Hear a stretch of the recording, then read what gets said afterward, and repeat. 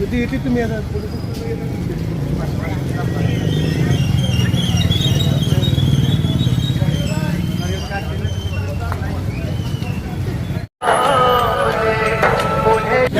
वंदे मातरम, वंदे मातरम, भारत माता की जय, छत्रपती शिवाजी महाराज के जय, वंदे मातरम, भारत माता की जय.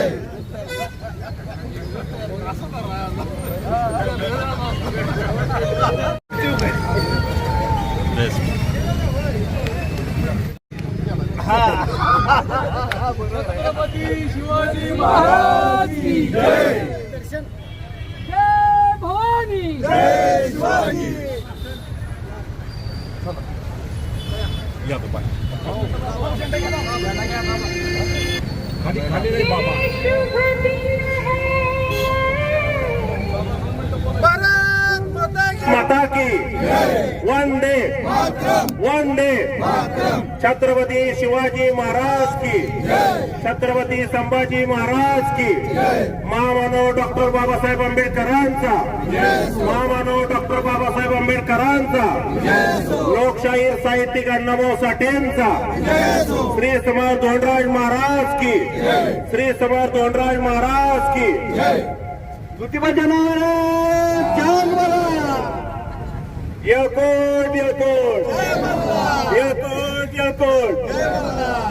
आज आपल्या कडेगाव पलूस विधानसभा मतदारसंघातील माजी आमदार माननीय पृथ्वीराज बाबा देशमुख व आपल्या क्रांती सहकारी साखर कारखान्याचे चेअरमन शरद भाऊ लाड यांच्या उपस्थितीत आज आपण पलूस शहरामध्ये तिरंगा रॅलीचे आयोजन केले होते. या तिरंगा रॅलीमध्ये आपण सर्वजण उपस्थित राहिला, त्या उपस्थितीबद्दल सर्वांचे पहिल्यांदा मी आभार मानतो. त्यानंतर आमचे नेते पृथ्वीराज बाबा देशमुख आपल्याशी बोलतील. पलूस कडेगावच्या दोन्ही तालुक्याच्या वतीनं तिरंगा रॅलीचं आयोजन या पलूस शहरामध्ये करण्यात आलंय.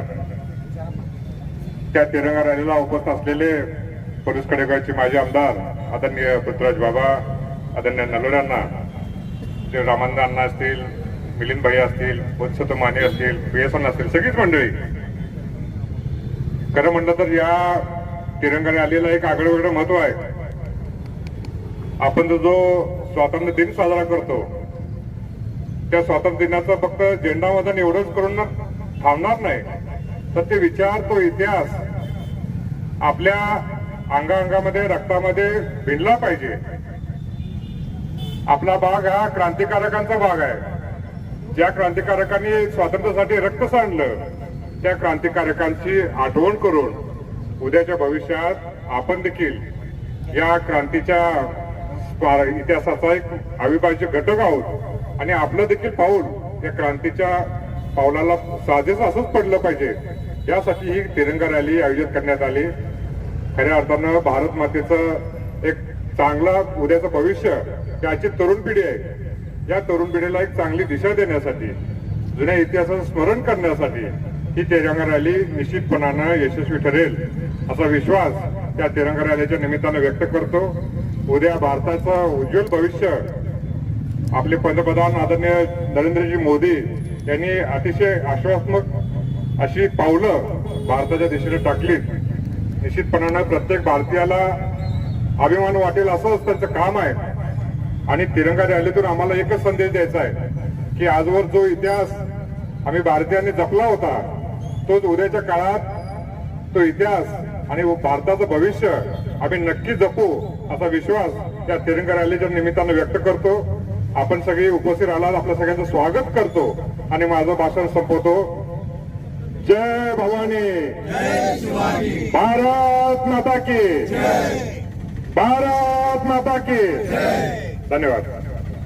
तिरंगा रॅलीच्या पलूस कडेगावच्या तिरंगा रॅलीच्या निमित्तानं या ठिकाणी उपस्थित असणारे जे सहकारी आदरणीय शरद भाऊ, संजयराव अण्णा, संजू भाऊ, आपले इथले नगरसेवक अमृत माळी, त्याचप्रमाणे रामानंद अण्णा, मिलिंद भैया, विजय अण्णा सुपडे, जवाहर पाटील, उपस्थित सर्व. आता मी सगळ्यांची नावं या ठिकाणी घेत नाही, परंतु आपला तालुका हा विभाग क्रांतिकारकांचा विभाग आहे आणि याच्यामध्ये खर तर देशप्रेमाबद्दल मी जास्त काही आपल्याला सांगितलं पाहिजे असं काही नाही, कारण देशप्रेम हे आपल्यातल्या प्रत्येक माणसाच्या रक्तात भिनलेलं आहे. त्यामुळं ही जी तिरंगा रॅली जी आहे त्याचा उद्देशच एक आहे की या निमित्तानं देशप्रेमाला उजाळा मिळाला पाहिजे, देशभक्ती नसानसात माणसाच्यात पोचली पाहिजे आणि देशाच्या विरोधी कृत्य करणाऱ्या माणसाला या देशामध्ये कुठं थारा नसला पाहिजे ही भूमिका या तिरंगा रॅलीच्या निमित्ताने या ठिकाणी आपण सगळी देतो. खर तर मोदींच्या नेतृत्वाखाली या देशाची वाटचाल दैदिप्यमान चालू आहे. जगामध्ये सगळे देश भारताकडं मोठ्या आशेनं या ठिकाणी बघतायत. अमेरिकेसारखा देश बलाढ्य देश सुद्धा भारताबरोबर चर्चा करताना 10 वेळा विचार करतो आणि चीन सारखी बाजूची राष्ट्र आहेत ती सुद्धा मित्रत्वाचे संबंध ठेवण्याचा प्रयत्न या ठिकाणी करतायत. रशिया सारखा बलाढ्य देश खंबीरपणानं आपल्या पाठीमागे उभा राहतोय. याचं कारण काय तर या देशाचं नेतृत्व नरेंद्र मोदींच्या सारख्या माणसाकडे आहे आणि त्या माणसामध्ये फक्त देशप्रेम दडलेलं आहे. पाकिस्तान सारखा आपला एवढा मोठा शत्रू 10 वेळाला आपली खोड काढताना विचार करतोय, रोज कुरापती करतोय.